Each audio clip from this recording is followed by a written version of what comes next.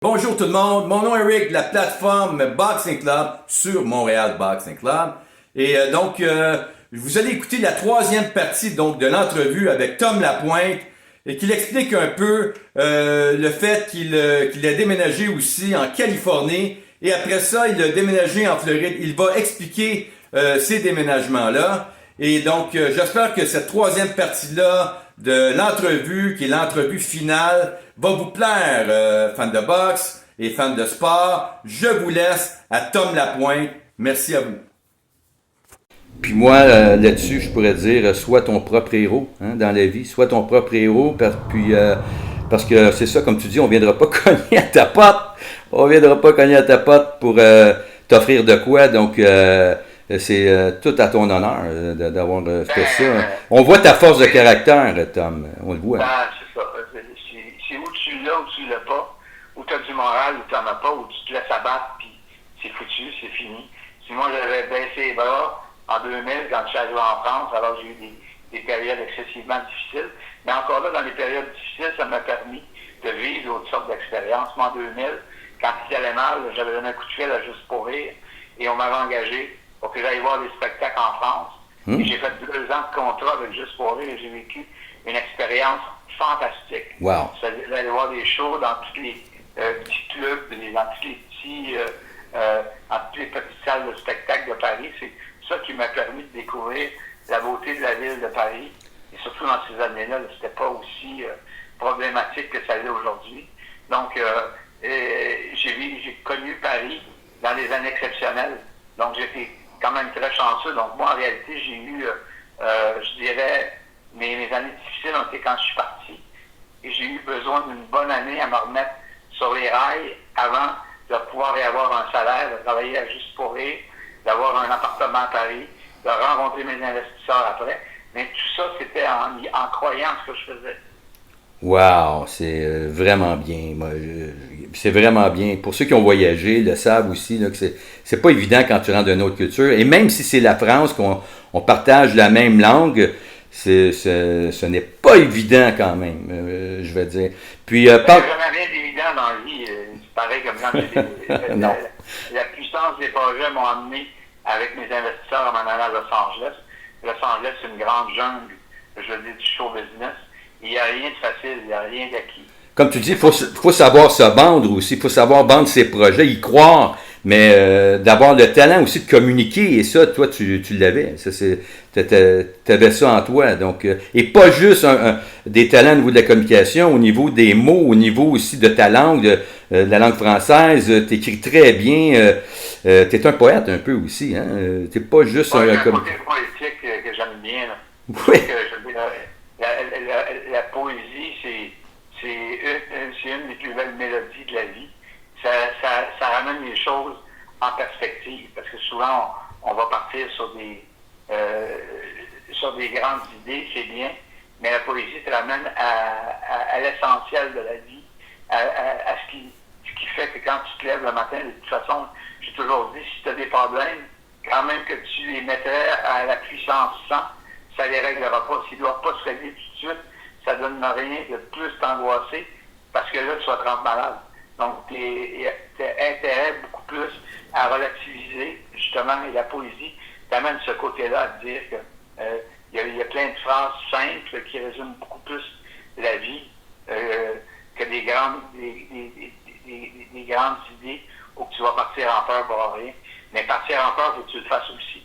Disons que tu as besoin des deux pour avoir une vie moindrement, je veux dire, passionnante. Parce que moi, ma vie, j'ai choisi ma carrière, ça n'était pas évident. J'ai fait plein d'erreurs de parcours, comme qui n'en fait pas d'erreurs de parcours. Absolument. J'ai fait plus de bons coups que de mauvais coups. Mais c'est comme ça. Il faut pas rien regretter. C'est ça, puis aussi, tu me dis que tu es allé vivre aussi en Californie, tu es allé vivre aussi 3 ans en Floride. Comment ça a été par rapport à la France? Ça a été quoi l'adaptation? Il a fallu que tu t'adaptes aussi en Californie.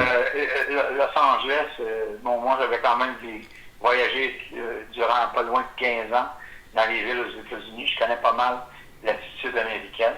Et moi, vu que j'arrivais là-bas et que j'avais fait une douzaine d'années en France, puis j'avais des bons associés. Je suis pas arrivé là, les mains vides. Là. Okay. Je suis arrivé là avec une bonne structure. Donc, l'adaptation, moi, j'ai adoré vivre à Los Angeles et j'y retournerai vivre demain matin.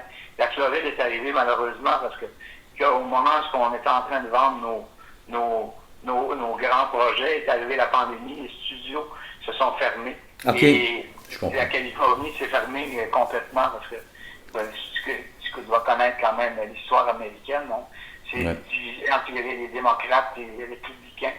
Puis la Californie est un État démocrate, donc tout était fermé.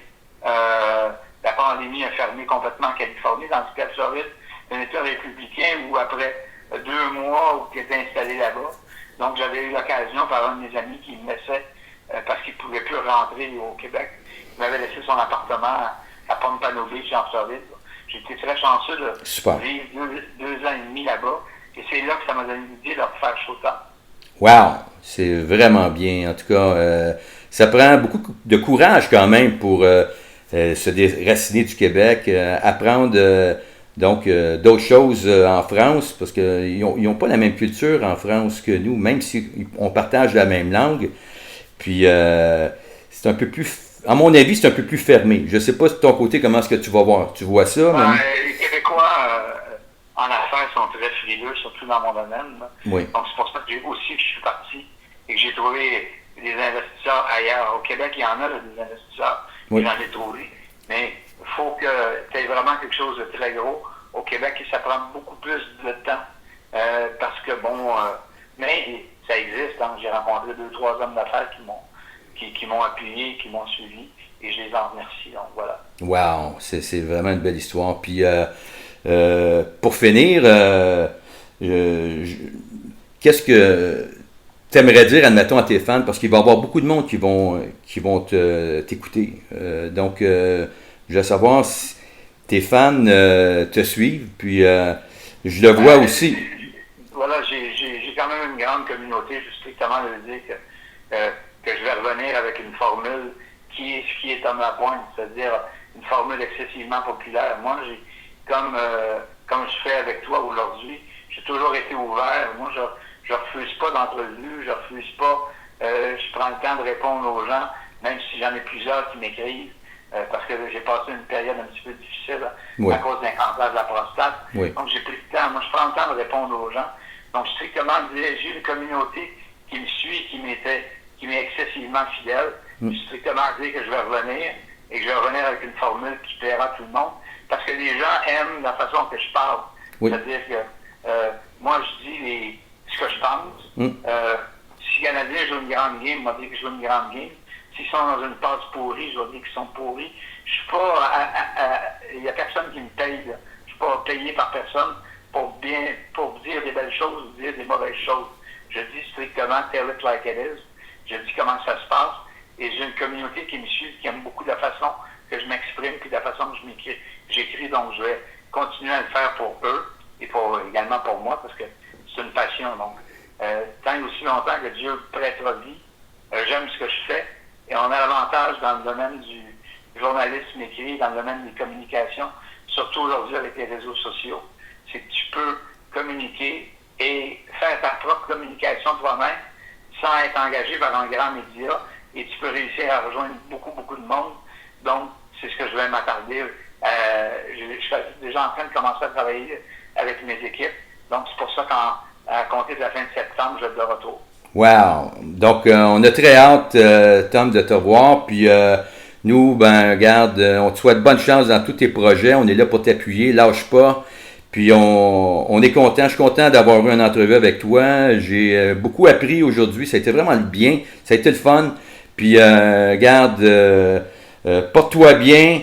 Puis, regarde, on va continuer à te suivre, Tom, ça c'est sûr. Puis, ça a été très agréable, cette entrevue, Tom. Mais merci beaucoup de la part de Montréal Boxing Club aussi, qui vont être là aussi pour te soutenir, t'encourager. Tu vas voir là, prochainement, les gens sont très chaleureux.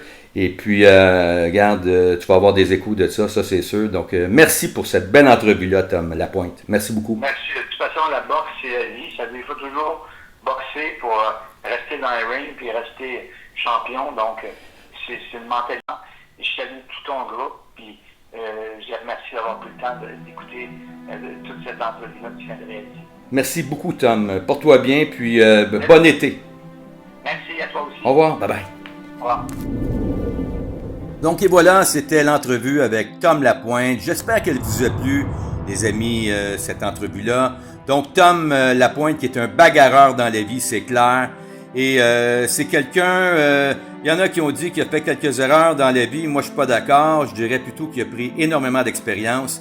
Et donc, c'est avec des difficultés qu'on devient plus fort, qu'on se renforce. Et Tom est très fort. Donc, félicitations à Tom Lapointe, qui est un bagarreur aussi, un poète, une légende des sports aussi, des communications.